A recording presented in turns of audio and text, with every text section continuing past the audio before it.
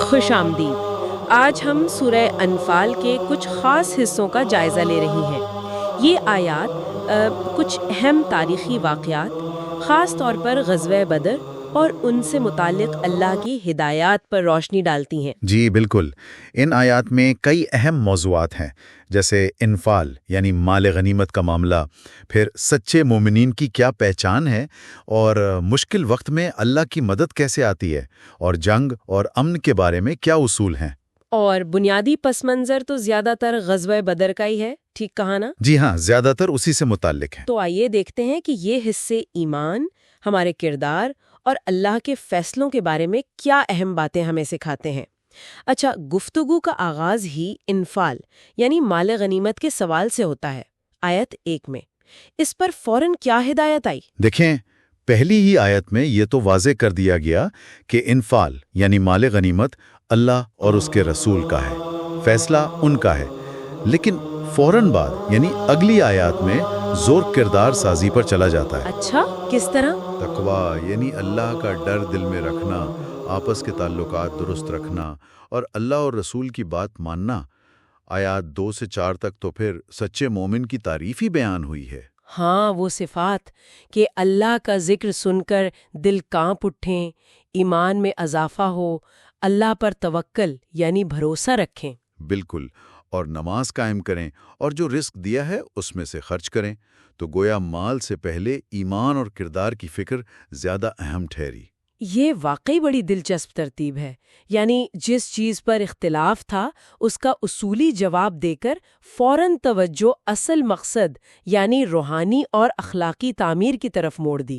جی یہی بات ہے۔ اچھا، پھر آگے آیات میں ایک خاص تاریخی لمحے کا ذکر آتا ہے جہاں کچھ لوگ ہچکچا رہے تھے، یا جیسے 2 گروہوں میں سے ایک کا سامنا کرنے کی بات ہو رہی ہے، آیات 5 سے 8 میں۔ جی، یہ اشارہ ہے بدر کی طرف جانے والے واقعات کا۔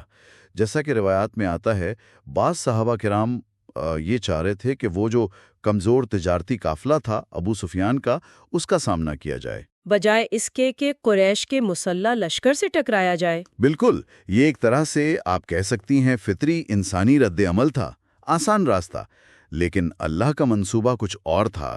وہ چاہتے تھے کہ حق اور باطل کے درمیان ایک فیصلہ کن ٹکراؤ ہو جائے، تاکہ حق قائم ہو۔ جی، تاکہ حق غالب آئے۔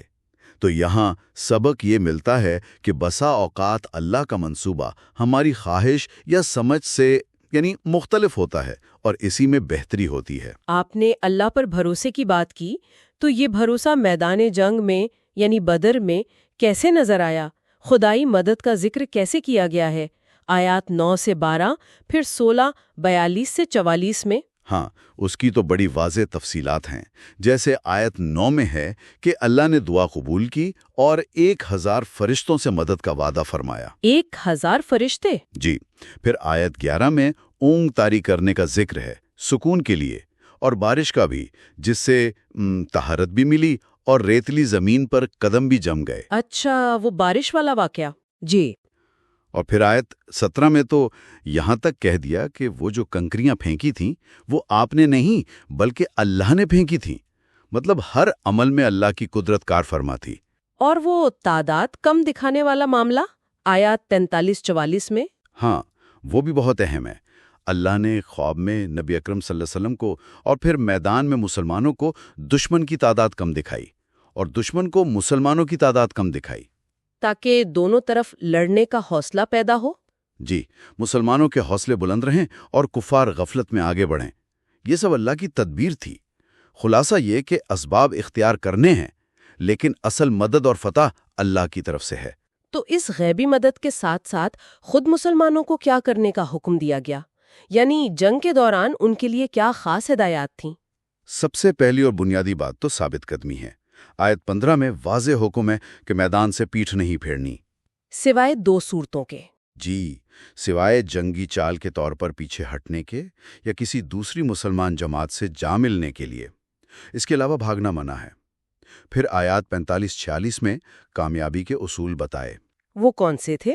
اللہ کو کثرت سے یاد کرنا، اللہ اور رسول کی اطاعت کرنا، آپس میں جھگڑنا نہیں ورنہ ہمت ٹوٹ جائے گی، اور صبر کرنا، یہ بہت اہم ہے۔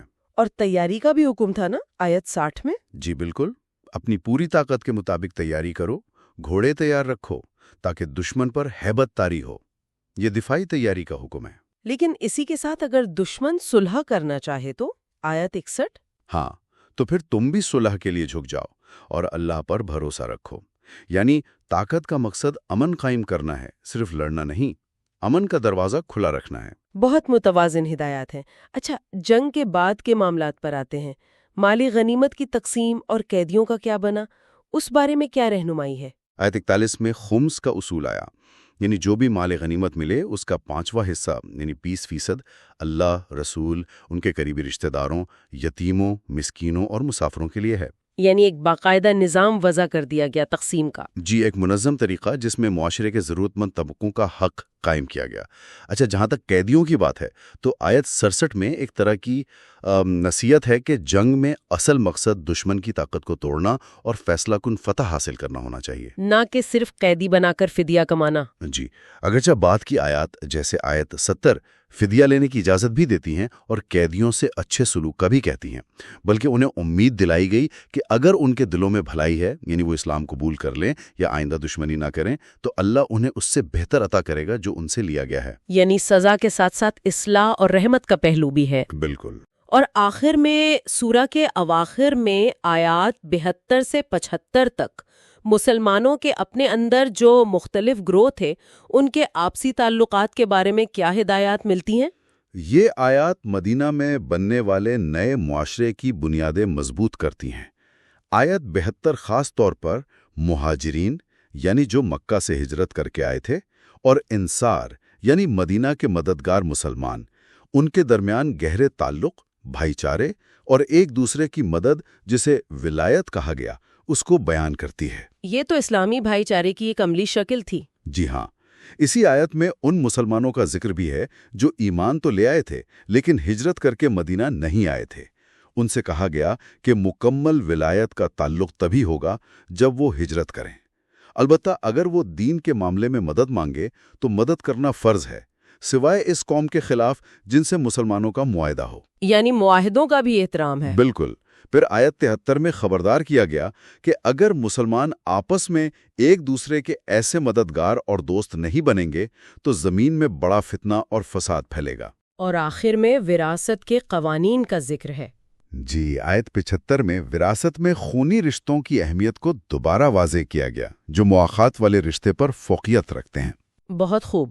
تو خلاصہ یہ ہوا کہ سورۃ الانفال کے یہ حصے صرف ایک جنگ کی کہانی نہیں سناتے، بلکہ یہ تو ایمان کی گہرائی، اللہ پر توکل، مشکل میں کردار کی مضبوطی، اجتماعی زندگی کے آداب، جنگ و امن کی حکمتیں اور الہی انصاف کے بنیادی اصول سکھاتے ہیں۔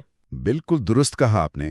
یہ آیات بتاتی ہیں کہ انسان کی کوشش، اللہ کے حکم کی پیروی اور پھر اللہ کی مدد، ان سب کا آپس میں گہرا تعلق ہے۔ شاید آخر میں ایک بات سوچنے کی یہ ہے کہ وہ اصول جو اس ابتدائی مشکل دور میں مسلمانوں کو سکھائے گئے تھے، جیسے اتحاد، ثابت قدمی، اللہ کی مدد پر یقین، وہ آج کے زمانے میں ہماری اپنی اجتماعی اور انفرادی زندگی کی جد و جہد میں کیسے ہماری رہنمائی کر سکتے ہیں۔ واقعی یہ گہرا سوال ہے جس پر ہم سب کو غور کرنا چاہیے۔ اسی نقطے پر سورۃ الانفال کے ان منتخب اقتباسات پر ہماری یہ گفتگو ختم ہوتی ہے۔